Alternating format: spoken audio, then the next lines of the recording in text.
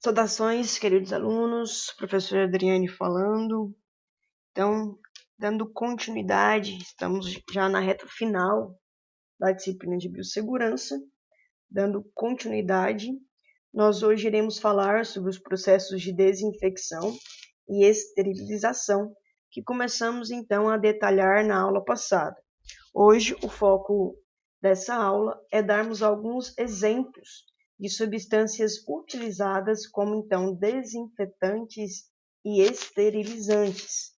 Substâncias essas empregadas tanto a nível hospitalar, industrial, quanto também a nível domiciliar, ok?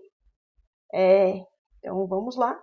Primeiramente aí, reforçando que esse material não pode ser divulgado. E aqui o nosso cronograma, Então, relembrando todos os vídeos disponíveis aí para vocês. Então, nós temos um primeiro vídeo, que é um vídeo sobre introdução à biossegurança e segurança do trabalho, assim como acidentes de trabalho. Um segundo vídeo sobre normas básicas, EPIs, EPCs, normas de segurança na área de saúde. Um terceiro vídeo sobre riscos de acidente, riscos ocupacionais, mapa de risco e gerenciamento e descarte de resíduos. Quarto vídeo sobre fogo e incêndio, e combate ao fogo e incêndio. Um quinto vídeo sobre desinfecção, esterilização, sabões, detergentes, lavagem das mãos. E hoje, então, nosso sexto vídeo sobre esterilização, história, conceitos, métodos químicos de esterilização e também de desinfecção. Então, relembrando que os micro-organismos, eles são conhecidos aí há muito tempo, E nós temos micro-organismos benéficos e micro-organismos maléficos. Em termos do conteúdo da aula, desinfecção e esterilização, nós estamos falando dos micro-organismos que são maléficos. Micro-organismos que causam prejuízo. Prejuízo no seguinte aspecto, de causar doença. Então, são micro-organismos chamados patogênicos. Então, esses micro-organismos patogênicos, é necessário a redução desses micro-organismos na superfície, por exemplo, num chão, numa bancada, numa pia, numa pinça, bisturi, etc., para então evitar. Então, o principal objetivo da esterilização e da desinfecção é reduzir a carga microbiana, consequentemente, reduzindo a carga microbiana, reduz a probabilidade de termos algum tipo de doença.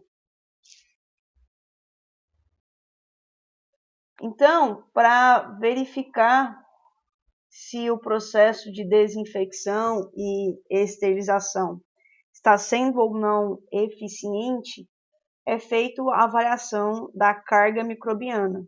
Se essa carga microbiana estiver baixa, é um indicativo, então, que o processo que nós estamos fazendo é eficiente, Então, os micro-organismos patogênicos são aqueles que causam infecção e, consequentemente, eles não podem ser encontrados em uma série de equipamentos, superfícies, etc.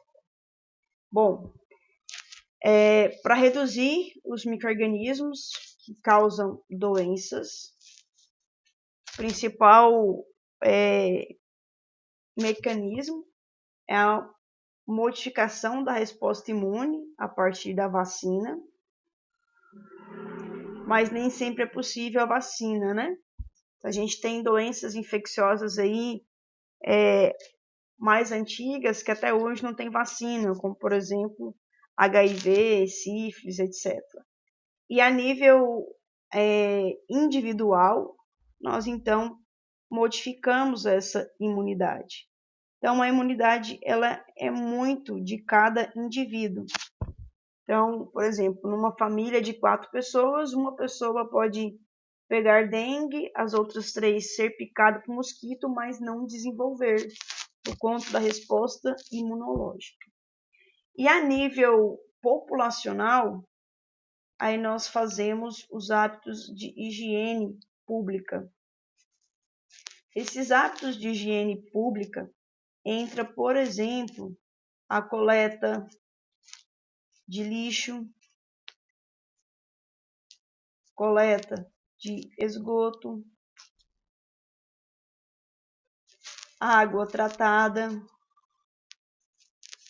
que vão então possibilitar que a população não encontre, né, micro-organismos em qualquer tipo de lugar ou superfície.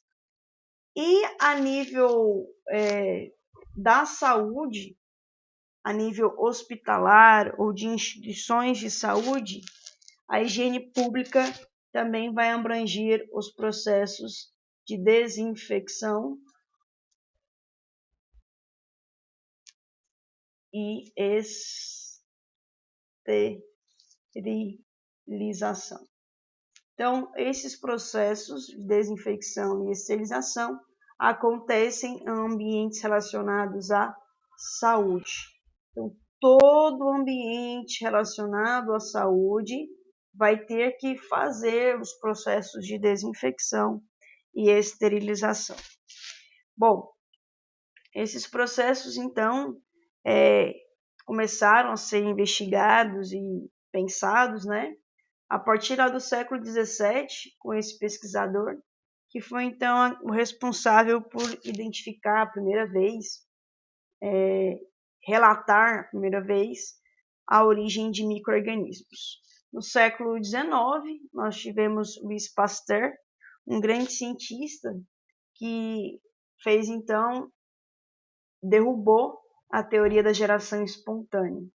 Quase na mesma época, nós tivemos 2 cientistas muito importantes. Esse primeiro aqui, ele estabeleceu o protocolo de higienização hospitalar a partir de coisas que para a gente hoje é muito simples, né? A partir da lavagem de mãos com água e detergente e a partir da lavagem de material cirúrgico. Então, nessa época do Ignas, era muito comum as pessoas trabalharem, por exemplo, no pronto-socorro, numa unidade ambulatorial e ir para a unidade obstetrícia sem ter a correta higiene, né? O que levava, então, a muitos casos de infecção pós-parto, chamada de febre puerperal. Então, por volta de 1846, mais ou menos, esse médico, o Ignas, conseguiu comprovar a relação da febre puerperal, que dá após o parto, com os cuidados de higiene.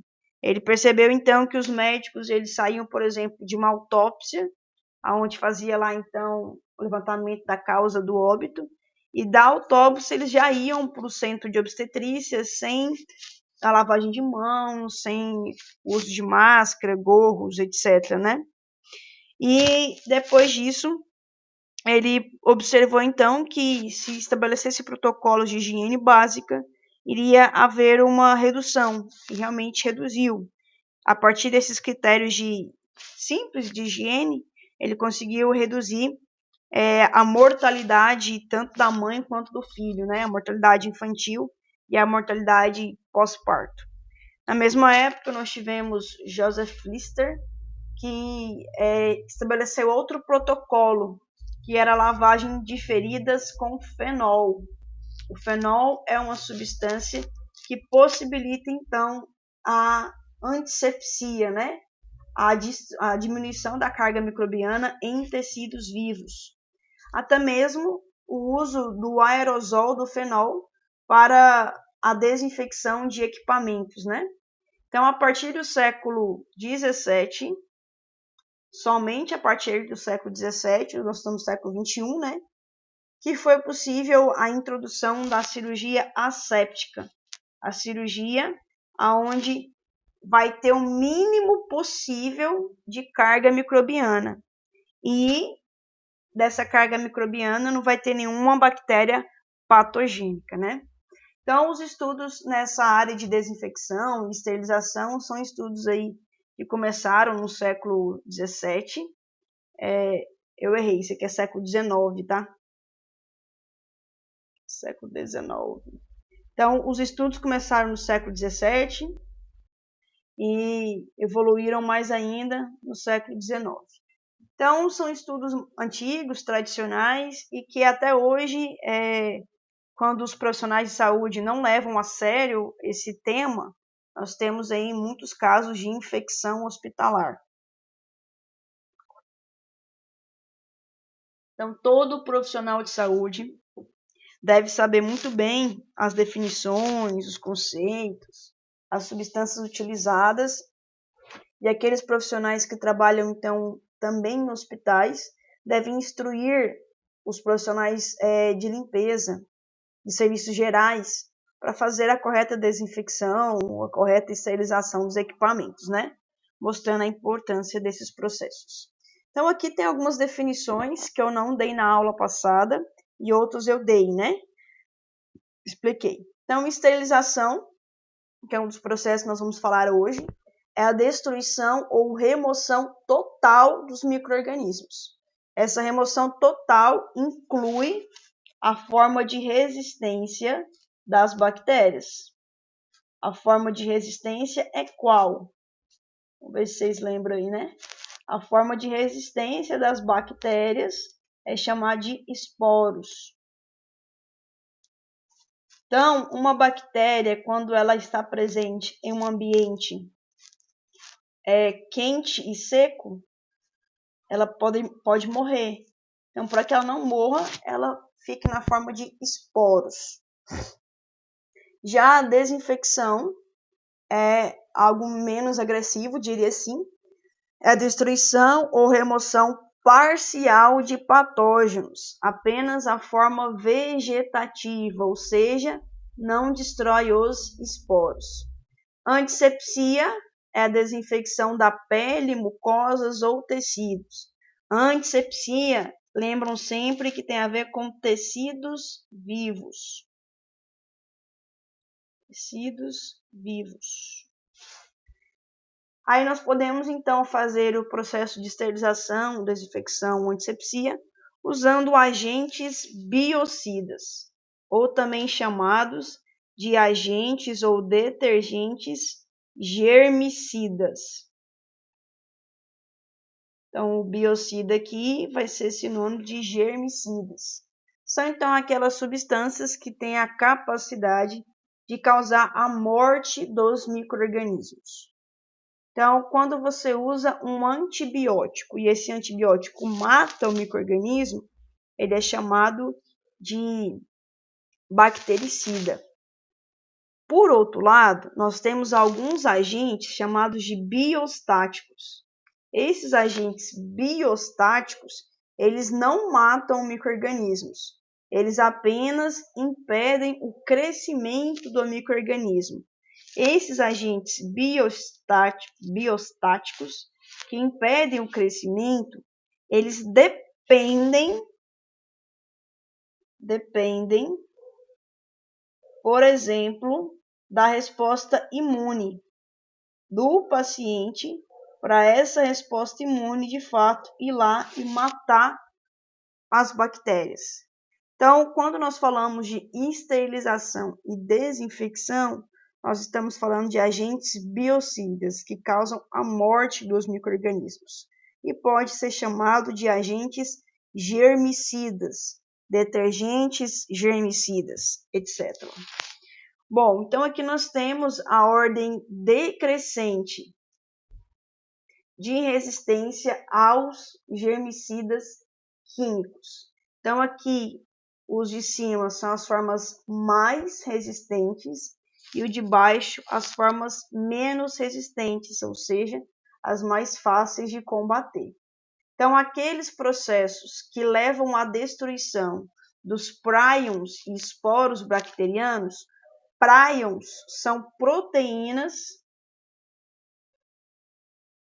que causam doenças. Por exemplo, a doença da vaca louca, ela é causada por um prion, né? Por uma proteína que entra dentro da sua célula e causa uma doença. Então, os prions e os esporos bacterianos são as formas mais difíceis de combater, e os vírus lipídicos, as bactérias vegetativas, são as formas mais fáceis. Entre aqui, ó, vírus lipídicos, nós temos hoje o temível coronavírus. Aí até vi um meme hoje, né? Nossa, é um vírus que a gente mata com água e sabão e a gente não sabe descobrir a vacina. Por quê? Esse vírus, a água e sabão consegue destruir a camada externa dele e consegue inativar a partícula viral, né? Mas agora combater ele dentro do nosso organismo, que seria a vacina, ainda não é possível, né? Então nós temos aí vírus, micobactérias, fungos. Aí nós temos o combate de baixo nível, nível intermediário e alto nível. O alto nível entra aqui os processos de esterilização.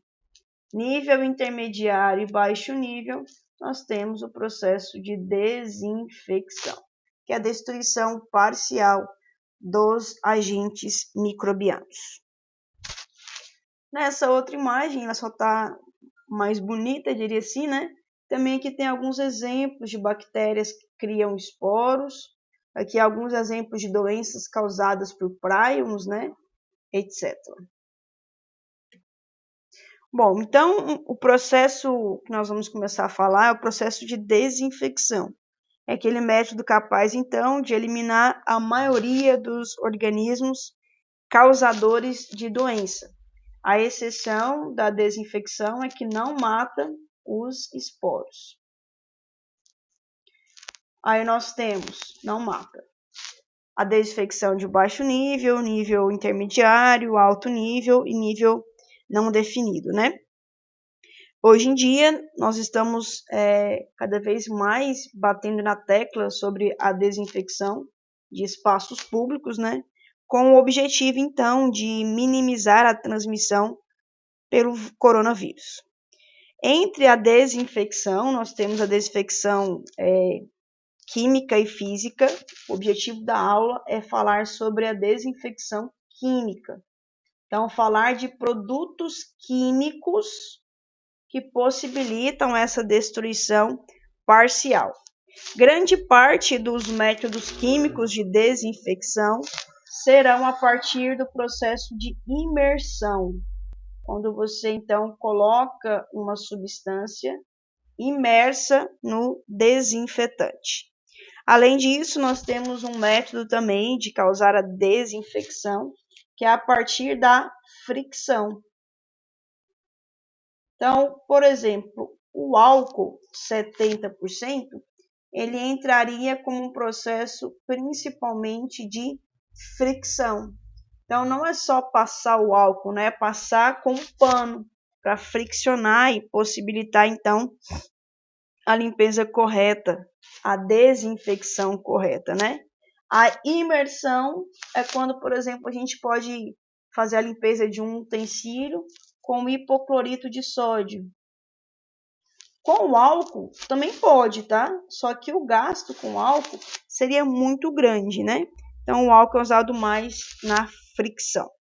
Então, vamos agora detalhar os desinfetantes químicos. Primeiro aí, o que tem sido cada vez mais debatido, discutido, né? O álcool 70. E é importante enfatizar essa proporção. Essa proporção de álcool 70% é o que vai mais indicar que esse álcool consegue ter um efeito germicida, né? Então, 70% quer dizer que 70 ml de álcool em 100 ml de água. Bom, esse álcool 70%, qual que é o modo de uso em termos de desinfetante, né? Então, primeiramente, é sempre importante lembrar que o álcool ele tem que ficar fechado, né? Porque é uma substância volátil e pode ter perdas, né? Se a pessoa não tiver o zelo com a embalagem. A gente pode usar o álcool 70% como imersão, mas como eu disse, vai ter um gasto grande, né? Mas pode ser feito. Então, você pode colocar um equipamento, uma agulha, um alicate para fazer essa desinfecção. E essa imersão tem que ser feita em recipiente plástico com tampa e tem que deixar por no mínimo 10 minutos. No mínimo 10 minutos. Bom, após esses 10 minutos, né, você retira o equipamento que estava lá imerso, deixa escorrer e secar espontaneamente. Então, o modo de uso não precisa enxaguar. Não precisa enxaguar. Bom, mas o álcool 70% é uma substância simples, né? E se for olhar, não é tão cara, mas possui aí algumas contraindicações em termos de desinfecção. Por exemplo, o álcool ele é contraindicado para desinfecção de materiais de borracha, para materiais contendo látex, para materiais contendo silicone e acrílico. Por que que o álcool é contraindicado na desinfecção dessas superfícies, né, contendo borracha, látex, silicone e acrílico? Porque ele vai ressecar esses materiais e, além de ressecar, vai tornar esses materiais também opacos, que pode dificultar a visibilidade, né? Por exemplo, se for um óculos, né? Então, ele é muito recomendado em algumas situações, mas é contraindicado para esses produtos. Bom, além disso, é necessário uns cuidados anteriores. Então, quando for feita uma desinfecção utilizando álcool 70%, antes de fazer a desinfecção, é necessário limpar e secar o objeto. Porque se você não secar, você vai acabar alterando a proporção aí dos 70%. Então, limpar e secar.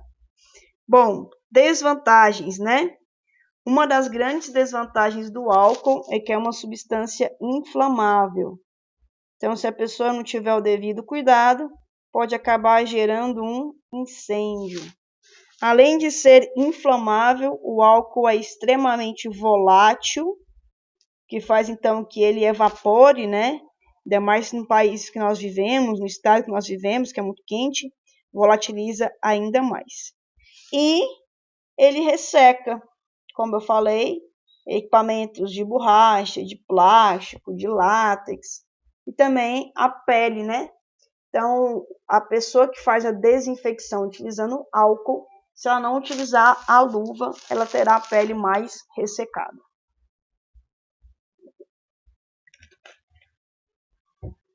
Beleza. Bom, só que o álcool, que a gente fala álcool 70%, em geral, é o álcool etílico. E nós temos dois tipos de álcool, o álcool etílico e o álcool isopropílico. Eles são muito semelhantes, né? Esse aqui é o álcool etílico e esse aqui é o álcool isopropílico. Se nós formos olhar, a estrutura química dos dois é muito semelhante. E os dois, eles vão possuir as mesmas características. Eles são bactericidas. Ou, como eu expliquei no slide anterior, né, biocidas. Eles têm, então, a capacidade de levar à morte de bactérias. Mas, para isso, é necessário que o álcool seja usado numa concentração de, no mínimo, 60% e, no máximo, 90%. O ideal, como eu expliquei no slide anterior, é a proporção de 70%. Que vai garantir, então, o efeito biocida do álcool. Ele é utilizado como desinfetante, principalmente, de alto nível, garantindo então a morte de de vários tipos de micro-organismos. Como é que funciona o álcool, né? Como que ele causa a morte das bactérias? Então, o álcool consegue aí entrar dentro das bactérias e ele vai causar a desnaturação de proteínas. Desnaturação, de maneira mais simples, quer dizer a destruição. Desnaturação de proteínas. Essas proteínas, então, são importantes para a bactéria. Se a proteína está desnaturada, está destruída, a bactéria não consegue realizar suas funções. Além disso, é observado também que o álcool altera a divisão celular. Consequentemente, a bactéria não consegue mais se dividir. Então, o efeito bactericida-biocida é pela desnaturação de proteínas. E essa desnaturação, ela só ocorre se também tiver água. Por isso que o álcool não pode ser o álcool 100%. Tem que ser o álcool 70%.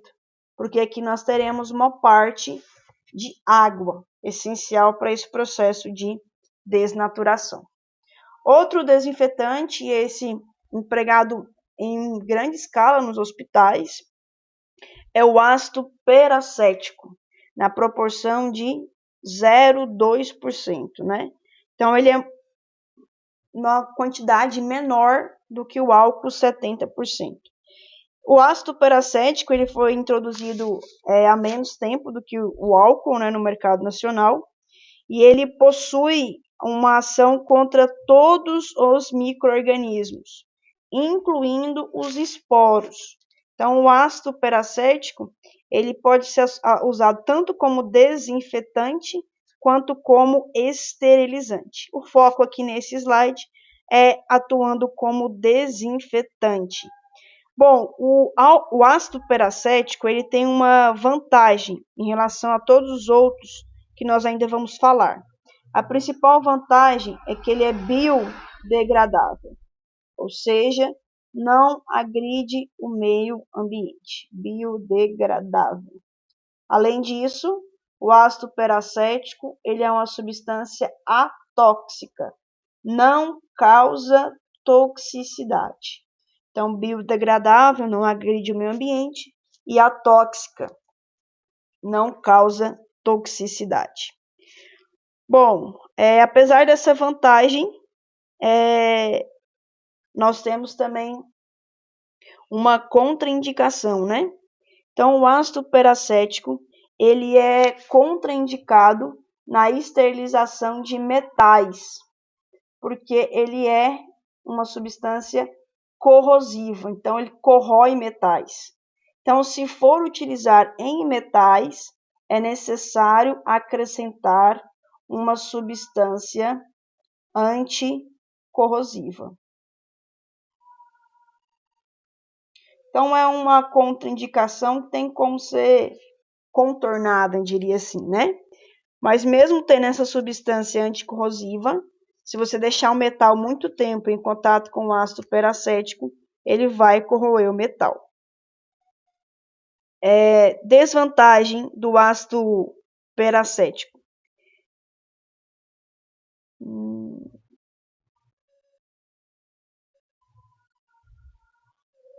Então, a principal desvantagem do ácido peracético é a não possibilidade de utilizar com metais, né? Se utilizar com metais, como eu já falei, acaba tendo que usar uma substância anticorrosiva, o que torna o processo mais caro. Além de tornar o processo mais caro, o uso com ácido peracético vai ser alterada a sua atividade por conta do pH. E, em algumas situações, o ácido peracético, mesmo sendo uma substância atóxica, pode causar irritação dos olhos e vias aéreas. Pode ficar o trabalhador que for trabalhar com isso, com os olhos mais irritados, com as vias aéreas mais irritadas. E é um desinfetante que está sendo muito utilizado nos hospitais. O ácido peracético, ele é uma junção do ácido acético. O ácido acético é o que nós usamos como vinagre, tá? E uma junção do peróxido de hidrogênio. Essa reação, então, gera o ácido peracético. Então, aqui nós temos um desinfetante contendo ácido peracético. E, no caso, esse desinfetante é para a desinfecção de hortaliças, né? Dilui na água e faz a desinfecção de hortaliças, principalmente, assim como legumes e verduras. O ácido peracético é um desinfetante indicado para superfícies fixas. E como que ele age na bactéria, né? Ele também causa a desnaturação de proteínas, a destruição de proteínas, desnaturação proteica. Muito semelhante ao álcool, né? Bom, além disso, ele possui uma ação bastante rápida sobre os micro-organismos, inclusive sobre as formas de esporos. Então, entre o álcool e o ácido peracético tem maior potencial de efeito desinfetante e esterilizante. Bom, aqui eu coloquei, então, uma solução comercial, né? Então, ele é um esterilizante, fungicida, viricida, bactericida. Ou seja, mata fungos, mata vírus e mata bactérias. No caso, esse ácido peracético está, então, na proporção de 2%. Se você olhar a imagem anterior, o slide anterior, eu tinha falado na proporção de 0,2%. Então, esse aqui está mais concentrado, né? Tem um poder maior ainda, ou seja, também é mais corrosivo, né? Então, ele é um desinfetante de uso principalmente hospitalar, para superfícies fixas como, por exemplo, maca, chão, mesa, etc. E artigos semicríticos, né? Aqueles artigos que entram em contato com a pele e a mucosa.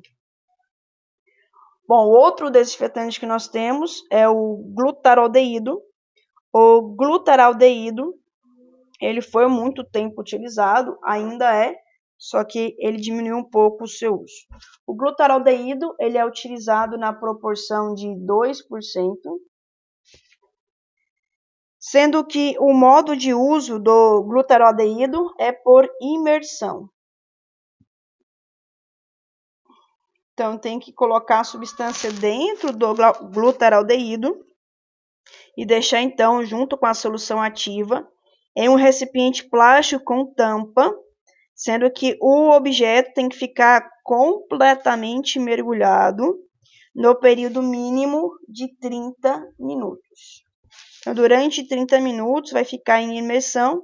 Após a retirada do equipamento do glutaraldeído, é necessário, após a exposição, que os artigos sejam lavados. E esse é o cuidado, essa lavagem pós-desinfecção. E essa lavagem pós-desinfecção, ela costuma gastar muita água, porque tem que garantir que não vai ter mais nada de glutaraldeído no equipamento, né, no artigo. Até a remoção total da viscosidade causada pelo glutaraldeído. Bom, apesar de ser uma substância excelente como desinfetante, nós temos aí algumas contraindicações, né? Contraindicação, recomenda-se que não coloque o glutaraldeído junto com substâncias metálicas, porque o glutaraldeído também pode ter efeito corrosivo. Se for colocar metal, colocar metais com a mesma característica e deixar aí o mínimo de tempo, né? Não expor muito esse metal, porque o glutaraldeído tem efeito corrosivo. Então, ele é indicado mais para equipamentos e partidos de plástico, silicone, látex, etc, né? Bom, além disso, nós possuímos aí uma grande desvantagem em utilizar o glutaraldeído. A desvantagem de utilizar o glutaraldeído é porque ele é uma substância tóxica. Ele pode causar irritação na pele, nas vias respiratórias, e ele libera vapor. E esse vapor é um vapor tóxico. Então é necessário que o trabalhador utilize óculos, máscara, protetor respiratório, etc, né? E o glutaraldeído também não é indicado para limpezas de superfícies, porque o modo de uso dele é apenas por imersão. Não tem como você fazer uma imersão de uma superfície, né? Então, por isso, não está indicado para a desinfecção de superfícies. O glutaraldeído ele é largamente usado como desinfetante, então, de equipamentos, sendo a desinfecção de alto nível, né? Dependendo da quantidade, ele pode até eliminar esporos bacterianos, então também sendo utilizado como esterilizante.